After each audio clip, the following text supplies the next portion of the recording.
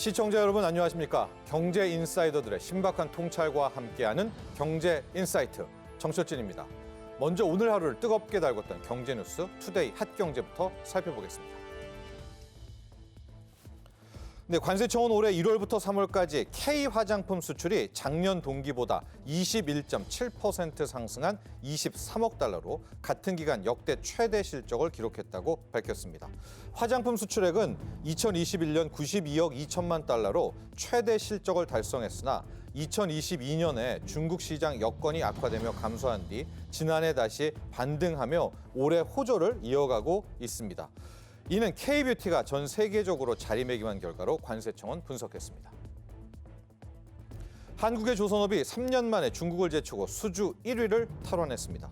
산업통상자원부는 올해 1분기 우리나라의 선박 수주액이 136억 달러로 세계 1위를 달성했다고 전했습니다.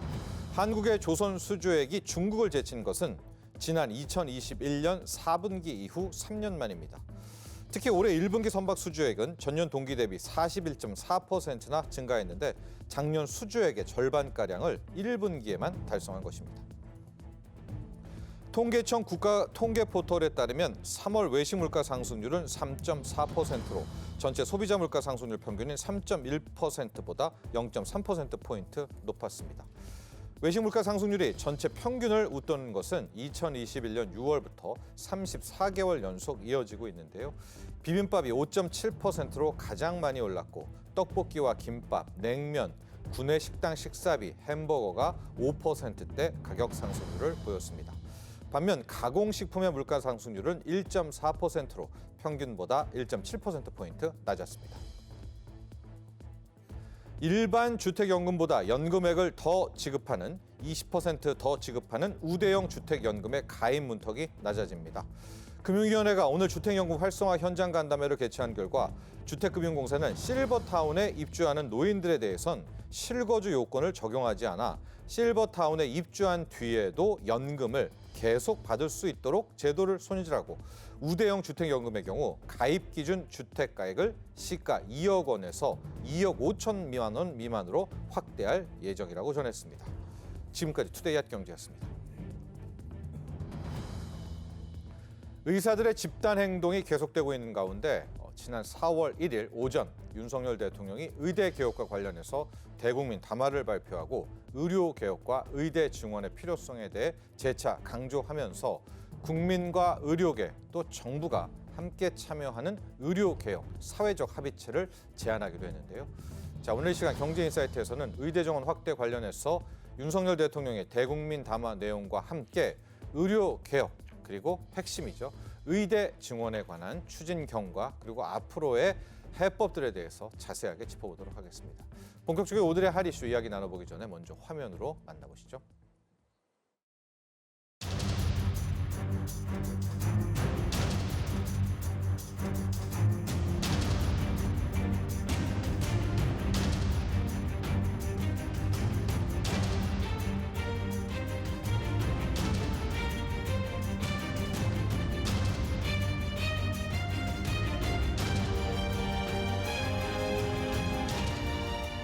국민들의 불편을 조속히 해소해드리지 못해 대통령으로서 송구한 마음입니다. 정부의 의료 개혁은 필수 의료, 지역 의료를 강화해서 전국 어디에 살든 어떤 병에 걸렸든 모든 국민이 안심하고 치료받을 수 있는 의료 환경을 만들기 위한 것입니다. 이를 위해서는 의사가 더 필요합니다.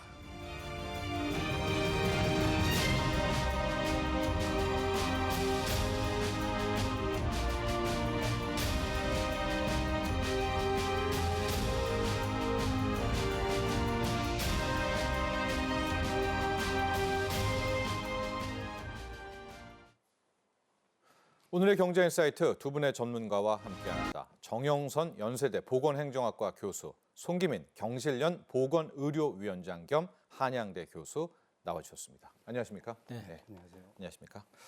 자, 지난 4월 1일이었습니다. 윤석열 대통령의 대국민 담화가 있었는데요. 의료 개혁 또 의대 증원에 대해서 윤 대통령 그리고 또 현 정부의 입장을 다시 한번 확인하는 자리였었습니다.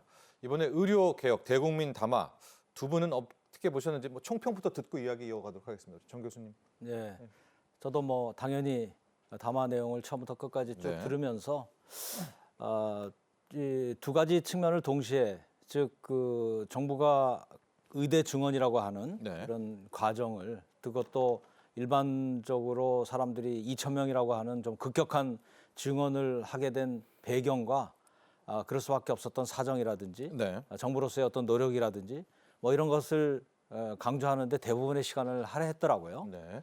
그러면서도 지금 일반적으로 정치권이나 그 여러 그 관련 당사자들이나 요구하는 것이 너무 불통의 이미지, 그리고 2천 명이라는 것에 대한 어떤 과격성의 문제, 그리고 방법론상의 어떤 그 대화의 어떤 그런 요구, 뭐 이런 네. 것들이 있기 때문에 마지막에는 그러나 그 어떤 것도 전체적으로 그 의료계 쪽에서 요구하는 안이 확실하게 나오고 통일되는 안이 있으면 논의가 다친 것은 아니다라고 하는 점을 또 강조함으로써 네. 그리고 그 뒤에 이어지는 여러 참모들의 어떤 그런 얘기라든지 언론에 대통령실 나온다. 또 의원들이 나왔죠. 그런 네. 것들을 우리가 전체적으로 비춰보면 이 양면의 그런 측면을 동시에 강조하느라고 상당히 듣는 사람들이 좀 이제 헷갈리기도 하고 네. 뭐 그런 측면이 있는 것 같습니다. 네. 그럼 또 이야기해 주셨지만 이후에 이제 대통령실에서는 논의를 또 지속할 수가 있다. 네. 네, 이런 부분 뒷부분을 강조했죠. 뒷부분을 강조했었습니다. 자, 우리 송 교수님은 이번에 의료개혁 대국민 담화 보시면서 또 어떻게 좀 평가를 하셨습니까? 뭐 저도 비슷한 생각인데요. 네. 그 말할 타임이 된 것 같았죠. 지금 네. 처음에 이제 의료 문제를 해결하겠다고 이제 정책을 폈는데 네. 오히려 지금 점점 꼬여 들어가고 복잡해져가는 이 네. 상황이 여러 가지 문제를 더 오히려 야기하니까 네. 정부 입장에서는 어떻게든지 얘기를 해야 되는 타임이 된 것 같아요. 근데 얘기 쭉 들어보면 이걸 왜 추진했고 왜 이렇게 하게 됐는지에 네. 대한 설명, 네. 당위성을 설명하는데 많은 네. 시간을 소요를 했었죠. 네. 그러면서 한편으로는 일부 뭐 좀 이제 의료계에다가 네. 공을 좀 넘기는 이제 너희는 어떻게 할 것이냐 이제 네. 이런 내용도 좀 있었던 것 같고요. 근데 이제 중요한 거는 그러면 물러선다는 것이냐. 네. 그래서 저는 결론적으로 좀 애매하지 않았나. 이게 타이밍이라든가 이 설명하는 그 시기나 방법은 좋았는데 네. 내용상으로는 이거 어떻게 하겠다는 것인지가 좀 명확하지 않았다. 네. 이런 생각이 좀 해봅니다. 네. 네. 자, 이렇게 의료 개혁과 관련한 대국민 담화의 이제 총평들 한번 들어봤고요. 정 교수님, 방금 우리 송규민 교수님도 이야기해 주셨지만 이게 지금 의대 증원에만 너무 포커스가 맞춰 있지만 실제 시작은 의료 개혁 패키지 아니었었습니까? 네. 4대 의료 개혁 패키지. 네. 그게 요즘 잘 설명도 안 되고 있어요. 그거를 한번 우리가 짚고 그다음 들어가 보도록 하겠습니다. 4대 의료 개혁 패키지가 먼저 선행되는 거죠. 글쎄요, 뭐 그렇게 볼 수도 있지만 네. 또 정부도 그런 순서로 얘기를 했죠. 네. 필수 의료 패키지를 내세우고 우리가 이렇게 모든 것을 할 테니 의대 증원을? 증원도 받아줘라라고 네. 하는 스타일로 나왔지만 네. 제가 한 10여 년간 이 흐름 그 역대 정부들이 쭉 의대 증원과 관련해서 정책적으로 하다가 실패하거나 네네. 뭐 이런 과정들을 쭉 볼 때는 그 맥락을 저는 알 수 있죠. 왜 그 필수의료 패키지라든지 이런 게 나오게 했는지. 네. 그래서 필수의료 패키지라는 것도 지금 설명을 요구하셨지만 이미 이제 많이 나왔듯이 네. 네. 처음에 나온 것이 의대 증원과 관련된 지역 의사들에 대한 확충 계획이 나와요. 네. 그러고 나서는 그 대신 여러 가지 필수의료 패키지 그쪽에 가는 의사들에 대해서 보상을 한다든지 네. 뭐 이런 설명들이 나오거든요. 지역 의료 강화가 나오죠. 예. 네. 그러면서 또 동시에 우리가 의사들한테 너무 퍼주는 것만이 아니고 또 의료비를 제대로 관리하면서 하는 것도 또 하겠다고 나온 거죠. 그러니까 네. 이제 이 부분은 또 의사들이 좀 안 좋아하는 거죠. 네. 그래서 다시 한번 사실은 모든 정책들이 지금 필수료 패키지라든지 여러 가지 보상책이라든지 이런 것들은 좀 시간이 걸리거든요. 네. 절차가 있고요. 그러나 의대 증원은 그런 절차들이 이미 기존에 밟아져 와가지고 이미 확정 발표되기까지 한 거기 때문에 결과적으로 우리가 정책이라는 관점에서 볼 때는 의대 증원이 핵심이었다. 네. 그리고 그 핵심을 정부 당국자라든지 아니면 그 대상자인 의사라든지 의료계에 있는 모든 사람이 알고 있기 때문에 이 핵심을 중심으로 다른 여러 가지 얘기를 하더라도 결국은 의대 증원을 당장 내년에 어떻게 할 거라는 것으로 정책적 기결이 있는 겁니다. 그 부분을 좀 이해하셔야 되고 그렇기 때문에 어떤 면에서 보면 이미 그것이 교육부까지 대국민 발표를 하는 단계에 왔기 때문에 네. 그 핵심 이슈는 이미 사실상 거의 결정이 난 상태예요. 그렇기 때문에 왜 이걸 가지고 이렇게 소란스럽냐라고 얘기를 하지만 사실은 그 핵심 이슈가 거기에 있기 때문에 좀 소란스러운 것처럼 보이나 사실은 그 핵심 이슈가 다뤄지고 있다. 저는 그렇게 말씀을 드리고 싶습니다. 그러니까 의료개혁 4대 패키지라는 것이 이제 지역 의료에 대한 부분도 있었고요. 네. 또 뭐 수가도 조정하는 공정한 심사도 있었고 맞아요. 또 의사분들이 뭐 안전성들도 분명히 있는 건 아니겠습니까? 그렇죠. 이런 네. 것들도 있지만 그 모든 것들에 선행돼야 될 것이 실은 의료 인력 확충, 의대 증원이기 때문에 그 산을 넘어야 그 다음도 풀린다. 정확히 이런 입장이신 거죠? 예. 앵커분 그렇게, 정확하게 보셨어요. 예, 설명을 해주셨고요. 그 송 교수님, 윤석열 대통령이 이제 대국민 담화 내용 중에서 이제 지금도 의사분들이 이제 반대하는 이유가 의사 수가 많아지면 과거에 뭐 변호사 우리가 그 전에도 봤듯이 이제 수익이 줄어들 걸 걱정한다면 의료 산업 파이가 커진다, 뭐 바이오 신약 등. 그래서 윈윈할 수가 있다. 이런 대목이 좀 있었습니다. 네, 네. 이 부분은 좀 어떻게 보셨습니까? 먼저 의료 산업에 대해서 좀 말씀을 드리면요. 네, 예. 그 향후에 그 우리나라 의료는 지금 현재 진료 중심으로 되어 있잖아요. 예. 근데 이제 융합 의료라는 게 있습니다. 그래서 예. 이제 자연과학대, 생물학과하고 의대랑 같이 해서 예. 치료제를 개발한다든지요. 네. 최근에는 이제 공과대학하고 같이 의대랑 같이 연계해서 의료기기를 개발한다든지 네. 뭐 바이오닉스, 바이오메카트로닉스 그래서 로봇을 만든다든지 네.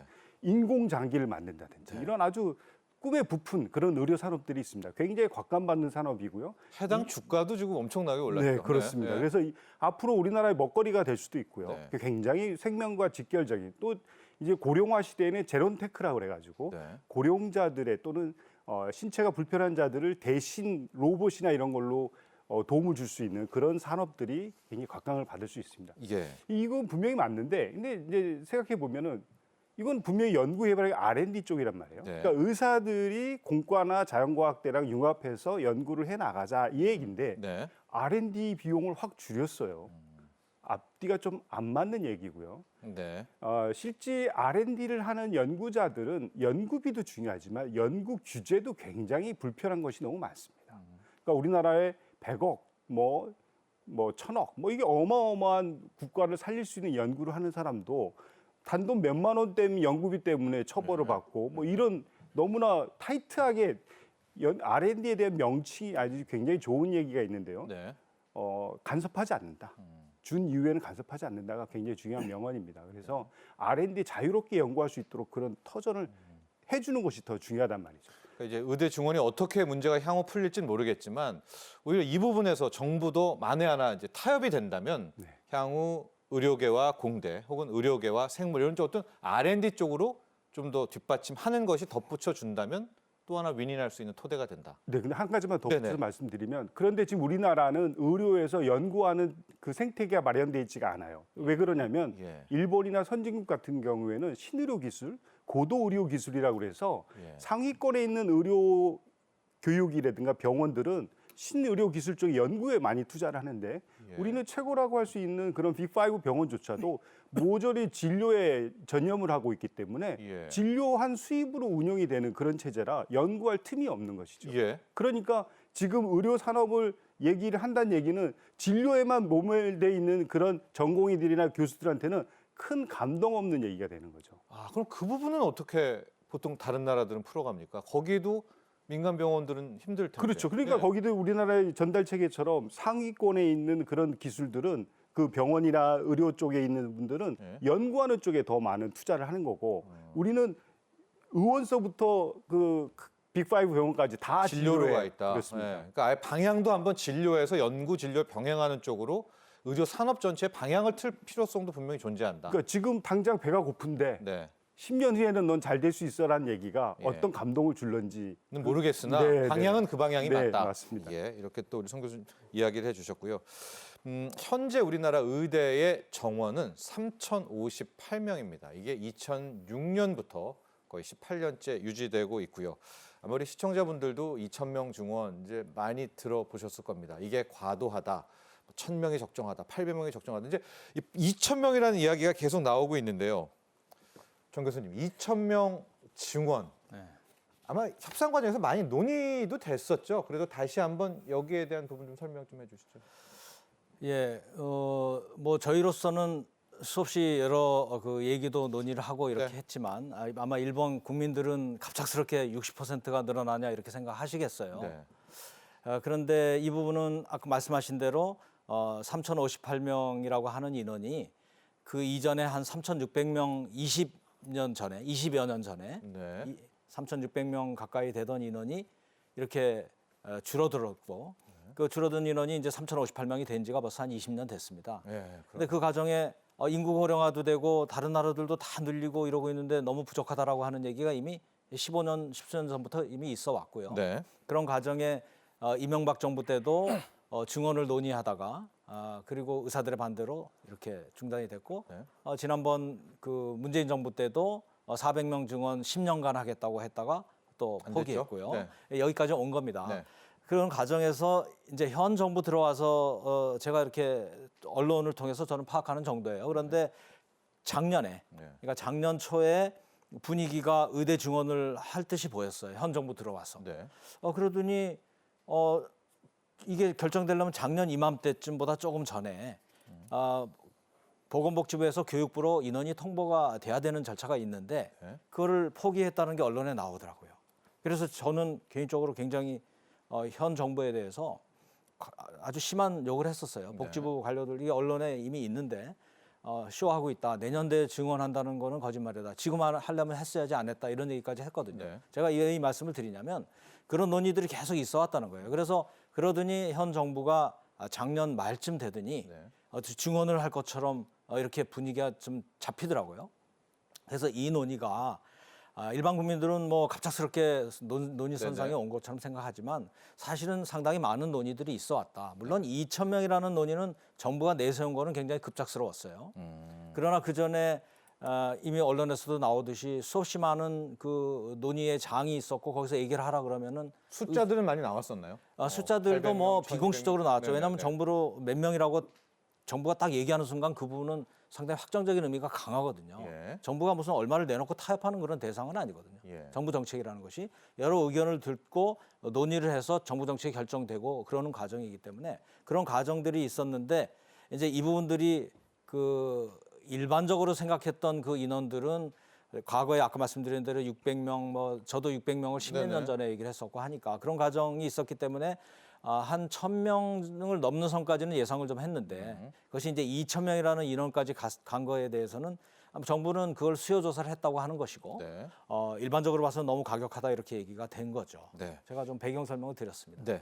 자, 송 교수님도 2,000명이라는 이제 증원 숫자에 대해서 또 한번 좀 평가를 해 주시고 또 하나가 지금 인구 고령화, 특히 우리나라는 정말 심각한 상황들 아니겠습니까? 이제 고령화를 생각한다면 이제 의사의 수 분명히 늘려야 되기는 될 것 같은데 이게 OECD 비교해서 오히려 지금 뭐 골든 타임이다 아니다 시간이 있다 이제 여러 가지들 있거든요. 함께 좀 분석도 해 주시죠. 네, 네.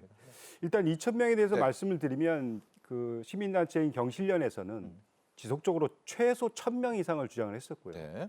그다음에 지금 현재 부족한 저희는 7만 4천 명 정도로 보고 있는데 이것을 네. 채우기 위해서는 예. 5천 명 이상 10년은 지속적으로 늘려야 된다. 그러니까 최소 1,000명. 예. 그래서 이제 뭐 공공의대랑 민간에 해서 2,000명 정도도 저희가 주장을 한 바가 있어서 그리고 전체가 7만 4천 명 정도 4천 명 부족하다고 정도. 저희가 보고 있습니다. 부족군요. 네, 예. 네. 예. 그래서 2,000명에 대한 주장은 저희는 옳았다 이렇게 네. 보고 있고요. 예. 또 한 가지는 정부가 의사 인력을 확충한다는 방향 네. 또는 타이밍은 적절했다. 저는 그렇게 보고 있습니다. 예. 이제 다만 아쉬운 점은 좀 섞어서 제가 말씀드리겠습니다. 예, 예. 골든 타임이라고 그랬을 때 우리가 골든 타임이 있을 때는 사실 잘 모를 때가 있어요. 지나가고 나면 그게 골든 타임이었어. 맞죠. 그렇죠. 그럴 예, 때가 예. 있죠. 네네. 근데 예를 들어서 우리 정 교수님도 잘 아실 텐데 예. 우리나라 지금 이 의대랑 굉장히 밀접한 건 인구 정책입니다. 사실은 환자도 인구고 의사도 인구기 때문에 예. 지금 우리 산부인과나 소아과가 지금 문제되는 것도 인구에 관련된 네. 거고요. 의료 이용량이 늘어나는 것도 노인 인구, 만성 질환자 인구네요. 늘어가기 예. 때문에 인구고요. 예. 그다음에 또 한 가지는 인구 고령화의 이제 대표적인 현상 중에 지방 소멸 현상입니다. 예. 그러니까 지방에 인구가 줄어들게 되고 이제 도시로 집중하게 되죠. 네. 그러니까 의사들은 더 갈 수가 없죠. 거기 지방 의료 부족도 인구네요. 그러니까 네. 의료가 없으니까 또 서울로 오게 예. 되는 악순환이 계속이 돼서 우리나라의 저출산 고령화라는 인구 문제가 지금 의사 문제랑 굉장히 밀접한 관계가 있다 이렇게 저는 보고 있는데요. 예. 이제 예를 들어 대표적으로 우리나라가 1971년도생이 가장 많은 인구가 있었는데요. 네. 그때는 합계 출산이 한 5.0 정도 이렇게 됐을 텐데 네. 인구 대체율은 2.1 이하로 내려가면 심각해지는 겁니다. 네. 근데 우리나라는 인구 억제 정책을 지속적으로 펴왔죠. 그러다 1983년에 2.1 이하로 떨어집니다. 그래서 2.1이 시대가 있었어요. 네. 그런 시대가 있었습니다. 네, 네, 네. 5.0, 5.0 시대도 있었네요. 네, 그런 네. 시대가 있다가 인구는 절대 줄지 않는다. 네. 늘어나면 늘어났지 줄지 않는다라는 인식을 가지고 계속 억제 정책을 펴왔었죠. 네. 그게 83년도에 무너졌습니다. 네. 그리고 나서 이제 지속적으로 계속 떨어지죠. 그러니까 우리가 인구 정책 억제에 성공했다. 막 이러고 있을 때 한쪽에서는 이거 좀 심각한 거 아니냐. 이제 인구 억제 정책을 폐지해야 되는 거 아니냐라는 논의가 있었고. 네. 그런데 이제 또 한편에서는 아니다. 우리나라는 선진국처럼 자연적으로 인구가 줄어든 것이 아니라 인위적으로 인구 억제 정책을 폈기 때문에 줄어들어서 네. 이거를 포기하면 다시 올라가면 막을 수가 없을 것이다. 네. 근데 이 논리가 먹혔어요. 네. 그래서 우리는 그 뒤로도 20년 동안 계속 인구 억제 정책을 펴서 지금의 저출산 국가가 된 것이죠. 지방 국가 소멸의 위기까지 오고 있는 저출산이 네. 온 거잖아요.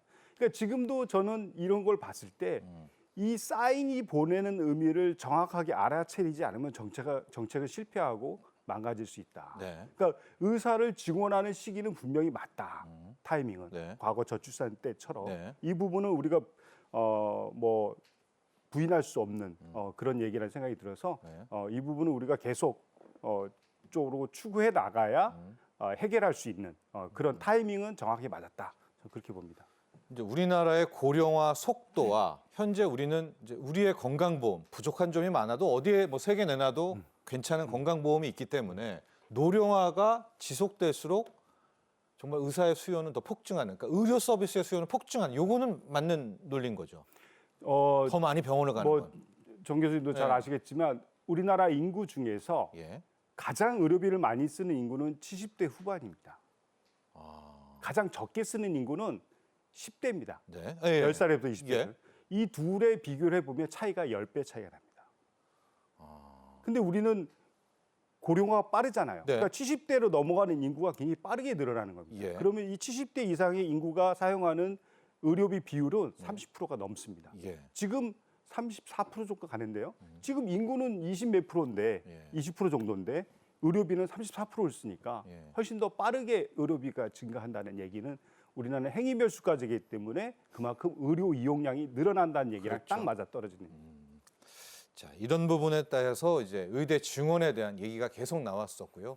그러나 뭐 역대 어느 정부도 성공은 못한 이제 그런 상황이 됐었습니다. 자, 정 교수님, 또 하나의 지금 쟁점이 이렇게 중차대한 일인데 이걸 왜 너무나 급박했다. 논의 부분이 있었는가, 서로 커뮤니케이션이 있었는가, 소통에 대한 이야기들이 이제 계속해서 나오고는 있는데요. 근데 19차례나 이미 의대 증원을 놓고 또 협의를 했다, 이런 보도도 함께 나오고 있거든요. 그동안의 과정은 어땠습니까? 그러니까 논의를 했다 안 했다가 이제 그 논의를 안 했다고 의사협회라든지 이렇게 주장하는 측의 얘기를 들어보면 네. 논의장이 뭐 30회건 뭐건 열려서 갔는데 우리들은 그 의대 증원에 대해서 서로 몇 명이 좋다 하면 이런 논의를 한 적이 없다라고 얘기를 하는 거예요. 보니까. 예. 그러나 정부는 그 여러 가지 의제들이 있는데 의대 증원과 관련되는 여러 가지 배경이라든지 뭐 이런 것들을 논의를 하려고 했고 네. 그리고 상대방에게 의대 증원 자체에 대한 논의를 하려고 그러면 아예 의사협회 쪽은 의대 증원의 증자도 꺼내지도 못하고 아예 그 자리는 그냥 퇴장을 한다든지 아예 줄여야 된다고 얘기하던 그런 스타일이었다라는 거죠. 그렇기 때문에 이 논의가 있다 없다라는 그 얘기보다는 그동안에 그 의대 증원이라고 하는 것은 그 의사들이라든지 의료계에 있는 사람들만 증원에 반대하고 네. 그리고 또 의료계 안에서도 병원이라든지 이런 쪽에서는 또 전체 의사들이 부족한 것을 느끼고 있는 쪽에서는 찬성을 했었어요. 네. 그러다가 다시 또 쟁점이 되면 전체 의사들의 분위기 때문에 철회하고 네. 모 대학의 국립대 우리 가장 그 유명한 국립대 원장님도 처음에 찬성했다가 그 안에서 난리가 나가지고 반대하는 얘기로 그냥 그 처리하고 이런 네. 얘기들이 뭐 이미 언론지상에 다 나왔었으니까 예. 제가 이 말씀을 드리는 거는 네네. 그만큼 논의 자체가 있었다 없었다라고 얘기는 성립이 안 될 정도로 수많은 이게 논의 과정이 십수년간 있어 왔던 거예요. 네. 그렇기 때문에 아까 우리 송 교수님도 지금 설명을 좀 해주셨지만 사실은 미래 인구 고령화라든지 지금 현재가 그 베이비붐 세대들이 인구 고령화로 급속히 빨려 들어가고 있는 이 상황을 생각한다면 이미 너무 늦었어요.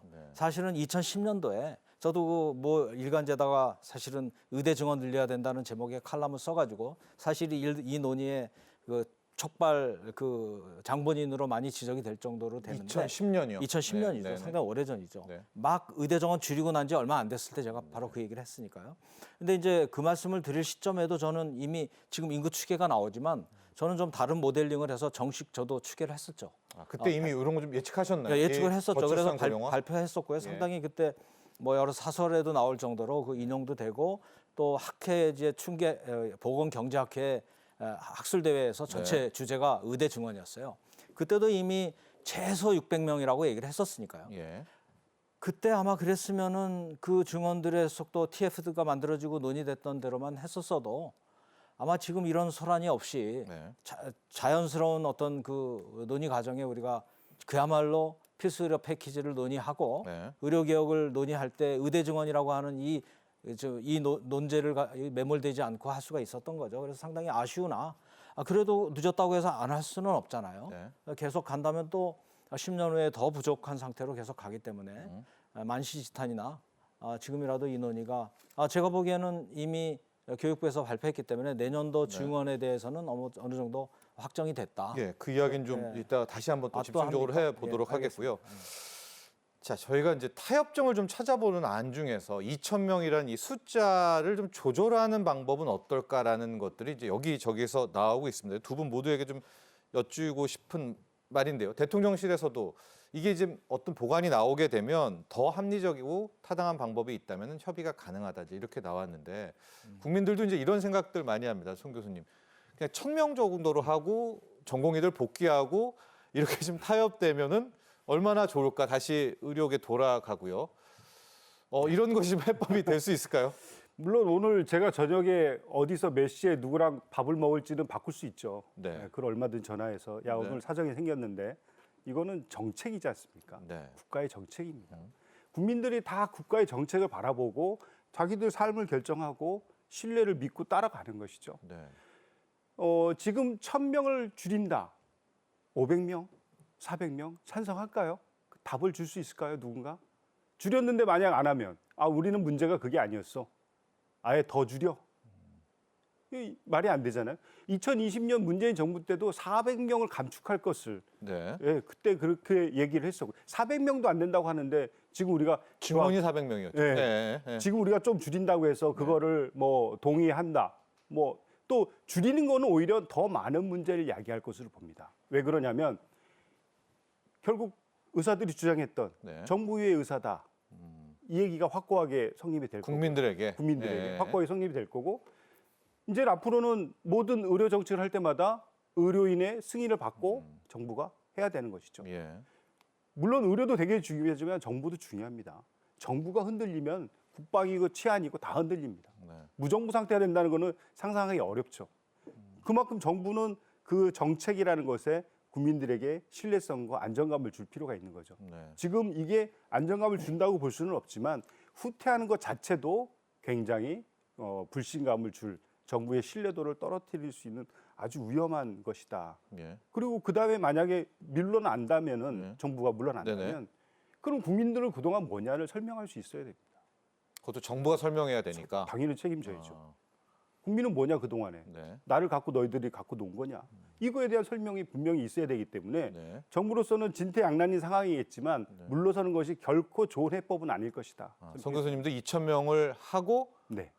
그럼 이건 어떻습니까? 올해 2,000명을 하고 그 다음에 좀 타협한다 이런 방법은. 근데 그것도 확고하게 누구랑 타협할지가 정해져야 나올까? 이제 그 얘기가 되는 거지. 네, 예. 알겠습니다. 대화 상대가 없지 않습니까 지금? 네. 송 교수님도 같은 질문입니다. 뭐 이제 국민들 일각 혹은 뭐 의료계 일각에서도 네. 전공의들과 의사 쪽에서 의견을 모아 오는 거예요. 1,000명, 1,200명으로 했다. 네. 그리고 이걸 들어주면 복귀하고 네. 윈윈이 된다. 뭐 이런 시나리오는 어떻게 보십니까? 그게 성립이 될 가능성이 많지 않아 보여요. 일단 의료계 자체가 지금 어떤 통일된 의견이 나올 수가 없는 상황이고 예. 또 한 가지는 우리 송 교수님 잘 말씀을 하셨는데 제가 좀 더 보충 말씀을 해드리면 네. 이미 정부 정책이 만약에 이제 논의 과정이다 하면은 어떤 정책이 그 정부의 의도가 바뀔 수도 있고 대상자에 따라서 논의의 결과가 우리가 피드백이 돼가지고 뭐 정책이 성립이 될 수가 있는데 지금 단계를 좀 생각해 보시면은 이미 2월 6일 날 보건복지부가 그 전에 논란이 많이 있었는데 국민들은 갑작스럽게 들릴지 몰라도 일단 2,000명의 가능성을 얘기를 했어요. 원래 의대 증원은 보건복지부에서 협의를 해서 교육부에서 정하는 겁니다. 네네. 교육이니까. 네. 그 이미 정상적으로 의료 정책을 하는 담당 쪽에서는 보건의료정책심의위원회라는 것을 거쳐서 네. 정책을 이제 결정을 해서 복지부에다가 얘기를 한 거죠. 통보를. 교육부에다가. 그럼 네. 교육부도 안에서 여러 가지 내부 절차를 거쳐서 대국민 발표를 했습니다. 더군다나 어느 대학은 몇 명, 어느 대학은 몇 명을 발표했죠. 지금 이 이슈는 이미 입시의 문제로 넘어가가지고 네. 학부형들은 내년도에 의대생을 어디서 몇 명 뽑고 더군다나 지역 선발도 있기 때문에 네.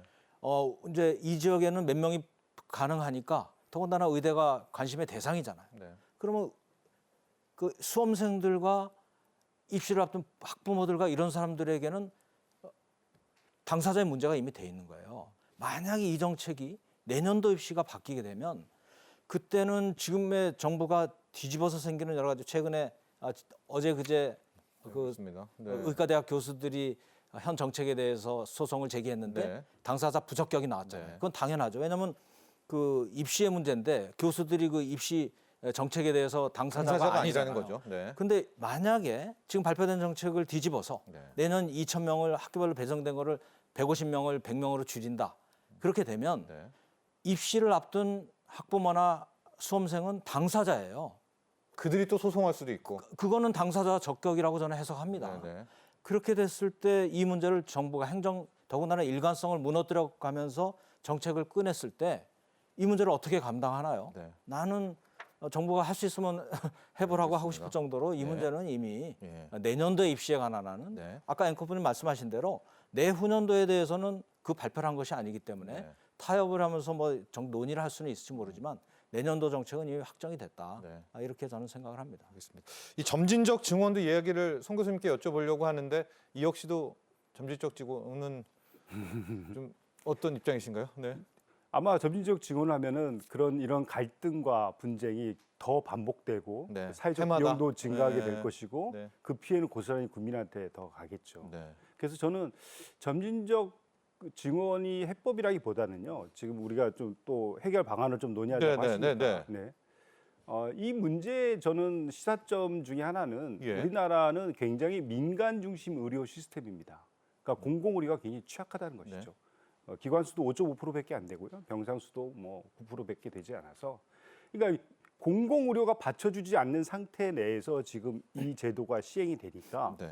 지금 자율적 선택인 것이죠. 의사들은 나는 내가 편하고 내가 선택할 수 있는데 왜 나한테 강요를 하냐? 예. 그럴 수 있는 거 저는 충분히 권리가 있다고 생각합니다. 그러니까 이렇게 했을 때 파업이라는 것이 또는 집단 이탈이라는 것이 발생했을 때 정부는 대책 마련을 했어야 되는데 그걸 마련하기에는 공공의료가 너무 취약했다는 것이죠. 네. 그래서 이 시점에서는 정부가 공공의료를 확대할 수 있는 뭐 의무 사관학교를 만든다든지 네네. 아니면 군 의사 내지는 뭐 경찰 의사라든지 뭐 공공의료 부분. 네, 그 부분을 확대하는 정책을 지금이라도 이거랑 별도로 네. 추진해 나가야 됩니다. 그래야 알겠습니다. 정부가 공공의료를 확대를 해놔야 어느 정도 휘둘리지 완성이 않을 된다? 가능성이 높다. 네. 자, 그렇지만요. 윤석열 대통령의 대국민 담화에도 현재까지 의사들의 반응이 좀 부정적입니다. 의대 정원에 반대를 하고 있고요. 개별적으로 사직서를 제출하고도 있는 의대 교수분들도 있습니다. 또 근무 축소에 나서고 있고 또 일부 대학병원에서는 외래 진료를 휴진하는 그런 사례도 나오고 있습니다. 국민들의 불안, 또 의료 대란 때문에 환자가 있는 가족들의 불안 커지고 있습니다. 자, 저희가 영상 보고 난 뒤에 해법 부분들 한번 더 자세히 논의해 보도록 하겠습니다.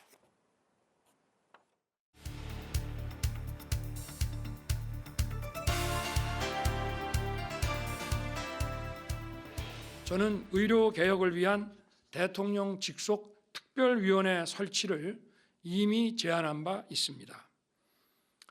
또 국민, 의료계, 정부가 참여하는 의료 개혁을 위한 사회적 협의체 구성도 좋습니다. 의료 개혁이라는 과업에서 의사 증언은 최소한의 필요 조건일 뿐이고 더 많은 충분 조건들이 보태지면서 완성될 것입니다.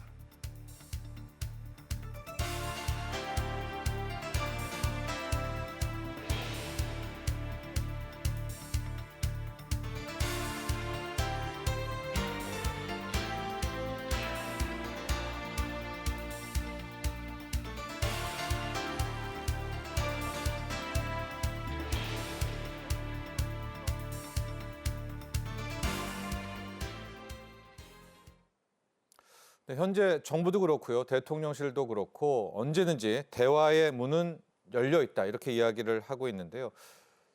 정영선 교수님, 이제 대화의 문이 열려 있습니다. 근데 좀 긍정적으로 간다면 어떤 식으로 대화의 물꼬가 좀 터지게 되는 계기가 될까요? 어떤 좀 뭐가 좀 있을까요? 대화를 다시 이제 시작을 해야 또 될 건 아니겠습니까? 예, 상당히 이게 어려운 상황에서 이걸 해법을 이제 생각을 해야 되니까 네네. 여러 가지 배경 상황을 아는 입장에서 참 답변하기가 쉽지 않습니다. 예예. 제가 생각하기에는 지금 이 시점, 예. 4월 3일인데 정치 행사가 4월 10일 총선이 이 앞에 있잖아요. 네. 지금 일주일 남았는데 이것을 앞에 놓고 제가 쭉 이 정책을 쳐다보면서 이건 어떤 의료 제도를 논하는 어떤 핵심 그 의사 인력에 관한 정책인데 네. 물론 아주 정치적이지 않을 수는 없죠. 예.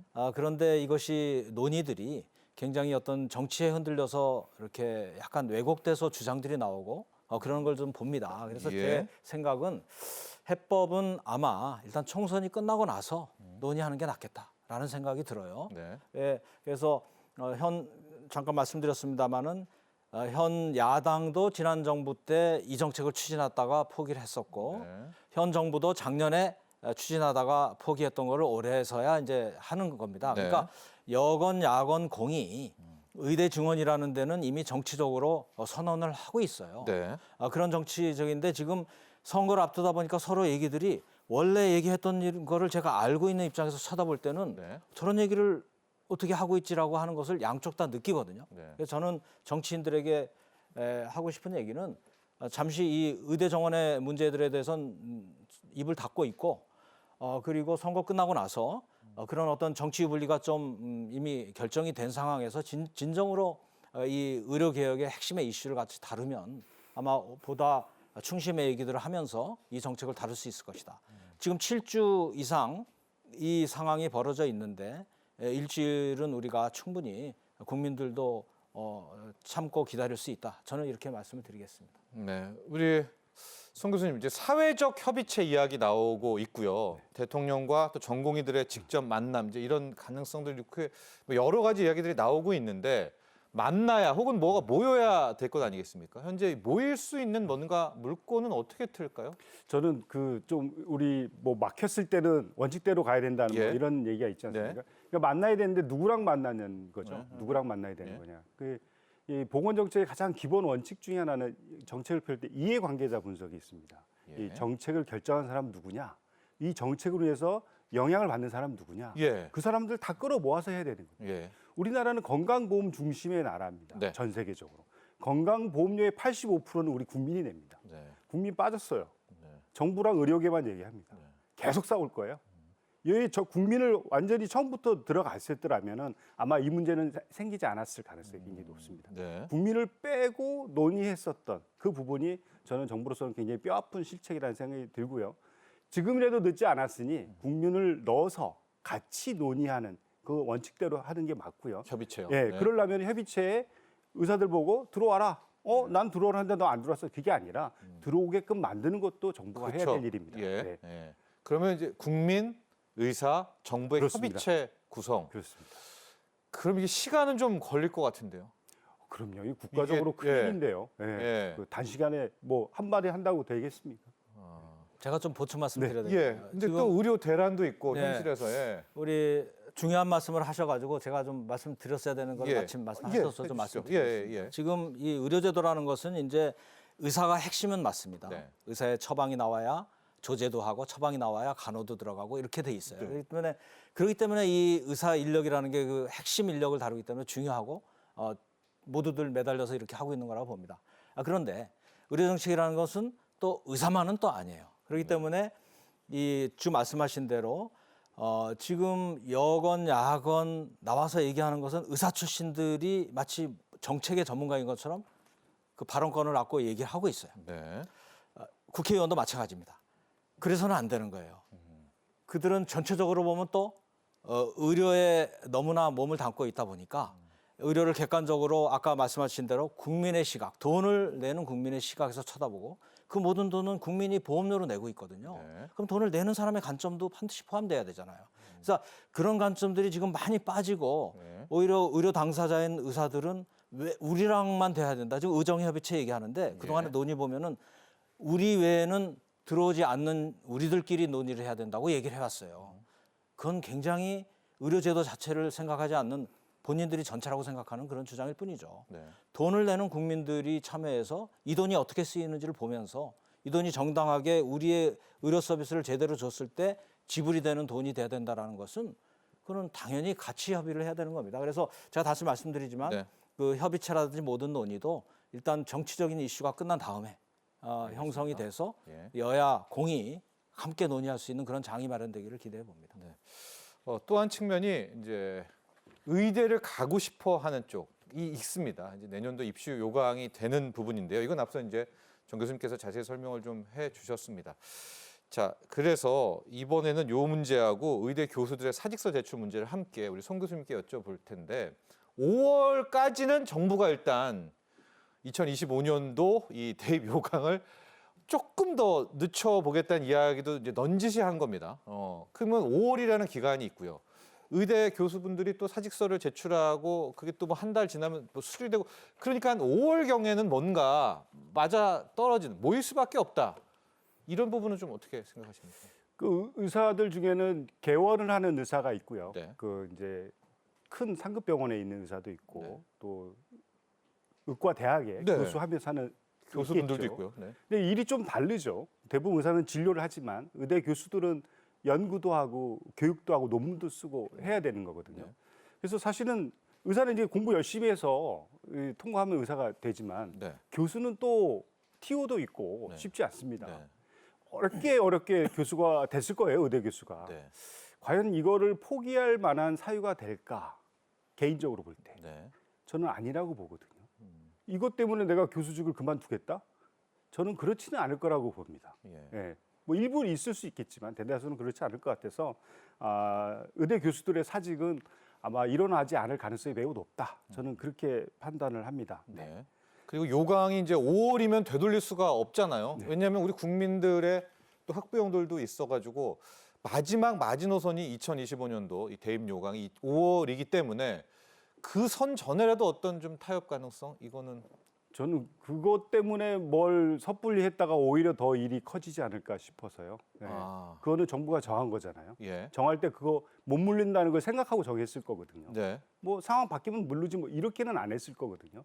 원칙대로 가야 되는 게 맞다고 봅니다. 네. 그러니까 제 말씀은 그 5월이라는 시기 때문에 왜냐하면 의사분들도 이거 지나면 이제 왜냐하면 그렇게 5월까지 해서 2025년도 요강이 확정되면 이게 이제 전 국민 뭐 예. 고3 뭐 재수생 이런 분들의 문제가 되기 때문에 오히려 좀 이게 더 협상의 장을 될 수 있는 시간이 되지 않겠느냐. 이제 기술적으로, 네, 기술적으로는 절차가 하나 남아 있어요. 지금 그 말씀하시는 것 같은데 예. 지금 이제 교육부에서 어느 대학은 몇 명 의대를 정했죠. 정했잖아요. 네. 그러면 이제 교육부에서 확정이 됐기 때문에 대학은 신청을 했지만 확정 인원이 왔기 때문에 네. 그걸 가지고 이제 여러 가지 그 자기들이 그 입시 요강을 마련해서 네. 이것을 대학 교육 협의회라는 게 있어요. 대교협이라고 부르는. 네. 그 대교협에다가 제출을 해서 대교협에서 이제 확정 입시를 발표를 합니다. 네. 그러니까 더 공식적인 거는 아직 남아 있지만 네네네. 역대 더군다나 보건의료 인력은 보건복지부라고 하는 그 정책 담당의 허락 없이는 교육부에서 확정을 못 해요. 예. 또한 입시는 또 교육부에서 발표하기 때문에 네, 원복집에서 혼자 하는 것도 아니에요. 예, 예. 이러한 절차를 거쳐서 확정이 된 숫자를 대학에서 바꿀 수도 없죠. 네. 그래가지고 대기업이라고 하는 협의회에서 그 정책을 바꿀 수가 있나요? 물론 정치적으로 이제 할 수는 있습니다. 네. 정부가 아까 말한 대로 정치인들이 개입해가지고 이것을 인원 조정, 1,000명 다시 재조정 이거를 짧은 시간에 하기도 어려운데 이렇게 해가지고 하라 그러면 대기업에서는 뭐 그냥 형식상 할 수는 있을 거예요. 그러나 아까 말씀드리고 송 교수님 말씀대로 이것은 행정적으로 너무나 복잡한 일을 만듭니다. 법적으로 저는 이 행정 관료들이 감당할 수 있을지도 모를 정도의 그런 문제가 이미 내년도 입시는 정해져 있는 거예요. 일반적으로 사람들이 모르니까 정치인들은 그런 거 저런 거 생각 안 하고 5월 전엔 뭐가 될 것 같은데 그래도 5월은 되잖아요. 그거는 너무도 너무도 급박합니까? 행정을 모르는 모르는 또 하나의 일반의 아니다. 얘기고요. 예. 자, 시간이 저희가 어느덧 다 됐습니다. 이제 결과적으로 의정협의체든 아니면 국민까지 포함됐던 전반적인 사회적 협의체든 만나서 다시 한번 이야기를 집중적으로 해보는 그 만남의 물꼬부터 좀 트는 것이 급선무겠다. 또 오늘 토론을 하면서 이런 점들 새삼 또 짚어봤습니다. 자, 오늘 함께해 주신 두 분 모두 감사드립니다. 네. 자, 경제인사이트 오늘 준비한 소식은 여기까지입니다. 돈을 내는 줄도 모르고요. 납부하는 경우가 많아서 우리가 준조세라 또 그림자 조세 이렇게 불리고 있는 전부 부담금이라는 게 있습니다. 여러분들도 알게 모르게 부담금 많이 내시게 될 텐데요. 지난 27일 정부가 부담금 정비 및 관리 체계 강화 방안을 발표하고 22년 만에 처음으로 영화권, 티켓에 붙는 입장권 부담금 등 전체 91개 부담금 중에서 32개를 없애거나 그 규모를 대폭 축소했습니다. 다음 이 시간 경제인사이트에서는 이 부담금 폐지 혹은 감면되는 이런 부분들 자세하게 짚어드리도록 하겠습니다. 오늘도 함께해 주신 시청자 여러분 감사합니다.